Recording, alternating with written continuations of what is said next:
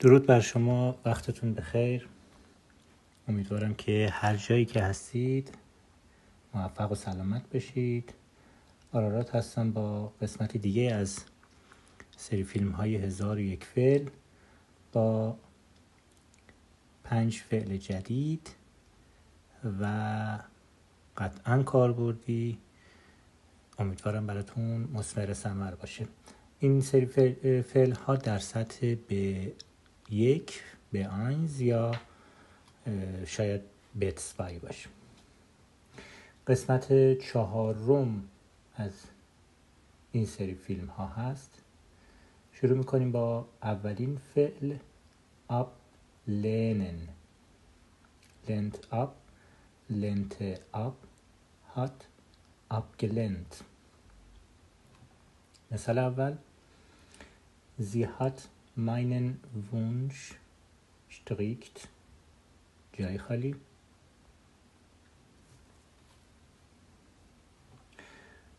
بله، sie hat meinen Wunsch gestrickt abgelehnt یک جمله پرفکت هست در زمان پرفکت و یعنی او درخواست یا خواهش من رو به شدت رد کرد. پس فعل ablehnen به معنی رد کردن درخواست یا خواهش است. مثال بعد: Der Antrag ist leider جای خالی.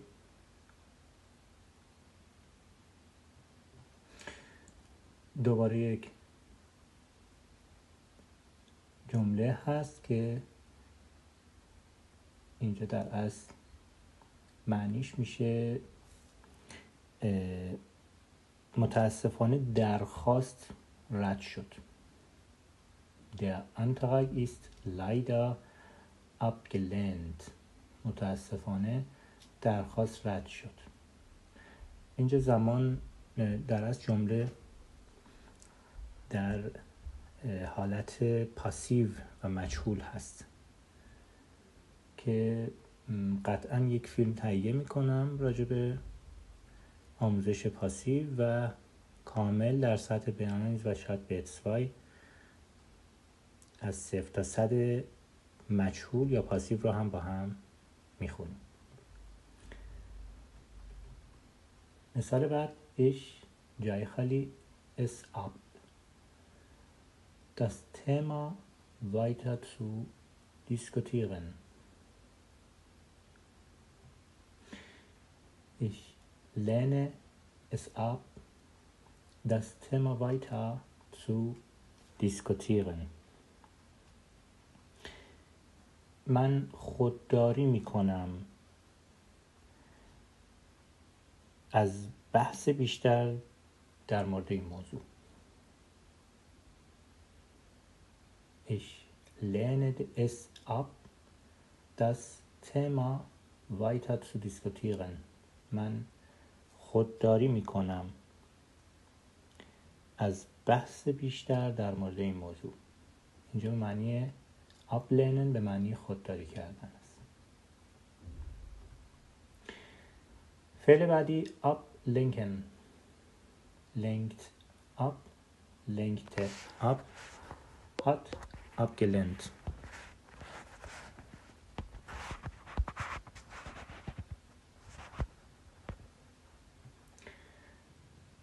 یک مثال داره: Der Lärm جای خالی mich sehr von der Arbeit ab.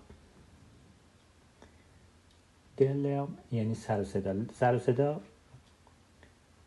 اینجا ablenken پس شد به معنی حواس پرت کردن، حواس پرت شدن. سر و صدا حواس من رو خیلی از کار پرت میکنه. Der Lärm lenkt mich sehr von der Arbeit ab. سر صدا حواس من رو خیلی از کار پرت میکنه. فعل بعدی abmachen. macht ab, machte ab, hat abgemacht.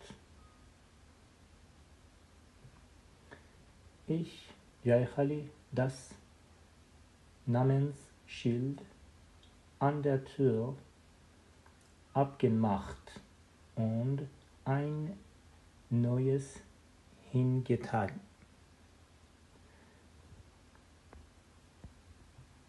بله، چون در زمان پرفکت هست و با فعل هابن باید پرفکت بشه، ما صرف فعل هابن رو برای شخص اول یعنی ایش انجام میدیم. Ich habe das Namensschild an der Tür abgemacht und ein neues hingetan. معنی برداشتن میده. من رد کردم اسلاید رو.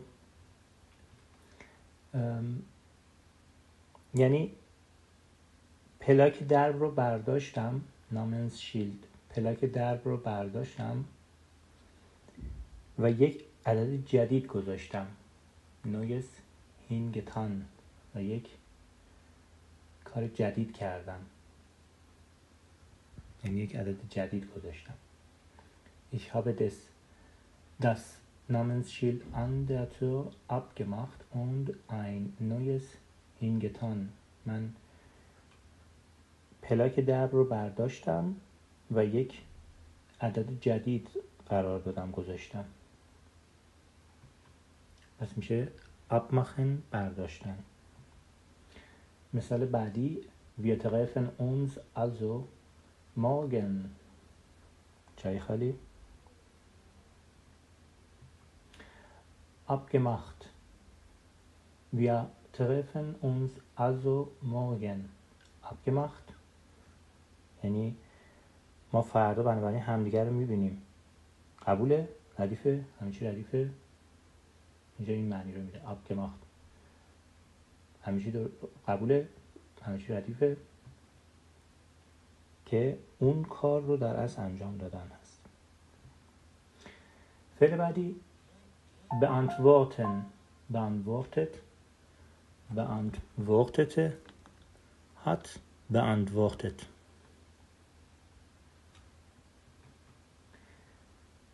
James جای خالی bitte meine Frage. James beantworte bitte meine Frage. اینجا ایمپراتیو حالت امری اومده، یعنی جیمز لطفاً به سوال من پاسخ بده.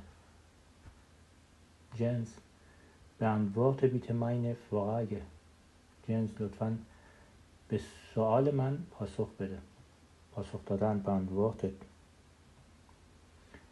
و فعل آخر dabei bleiben. bleibt dabei، blieb dabei، ist dabei geblieben. یک مثال داره. Du bleibst also dabei. جای خالی du nicht mitkommst.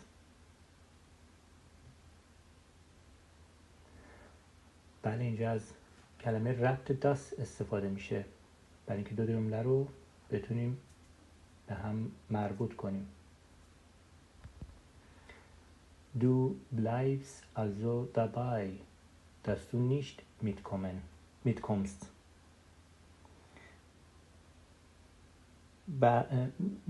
تو پایبند نبودی، بنابراین تو به این واقعیت پایبند هستی. تو یعنی تو این قضیه رو مطمئنی، تو به این واقعیت مشرفی، تو به این واقعیت این رو قبول داری که تو نمیای، یعنی تو به همراه ما نمیای. mitkommen، حواستون به این فعل باشه. Du bleibst also dabei, dass du nicht mitkommst. تو به این باور اعتقاد داری که نمیای. پایبند بودن dabei bleiben. دوستان ممنونم از اینکه این قسمت رو هم تماشا کردید. امیدوارم